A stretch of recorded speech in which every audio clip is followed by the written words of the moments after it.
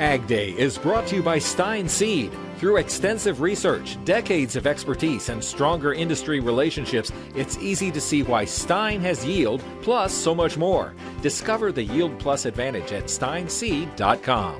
All right, welcome back. Taking a look at our weather map here and getting a national forecast from Andrew. As we kind of look out to the western part of the country, it should be some mountain snows on the way. Yeah, which is some good news, as this area again is really kind of drought prone to right now, and this is potentially going to help to ease some of those extreme drought conditions across parts of the Intermountain West. And for the Intermountain West, we're going to see a lot of snow still continuing on into the early portions of next week. It's again all thanks to this parade of systems here.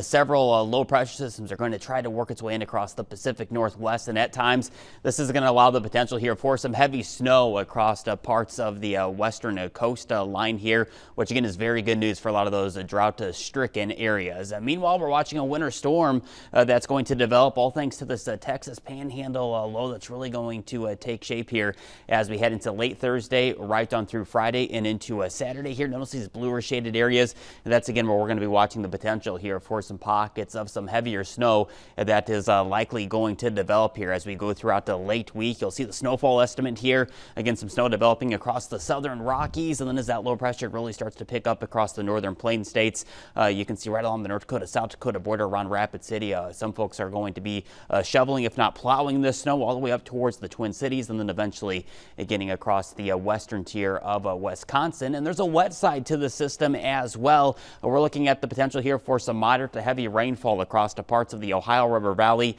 parts of the deep south as we head into Friday, right on through parts of this weekend. And going through the Futurecast model here as we go throughout this Thursday, area of high pressure continues to drop its way off towards the east. Meanwhile, watching another weak wave of energy that of course will produce some lake of enhanced snowfall for the upper peninsula and northern tier of Michigan. And then all eyes on this main dominant low pressure system that's going to develop across the Texas Panhandle here. And this is again going to track its way towards the north and east. The snow on the northern side of this low, very wet on the south and eastern side of that low pressure system. And then taking a look at this jet stream as we head towards this upcoming weekend, we're going to watch this ridge building on in. Very warm, very milder air is going to pump its way in across much of the lower 48 as we head into much of next week.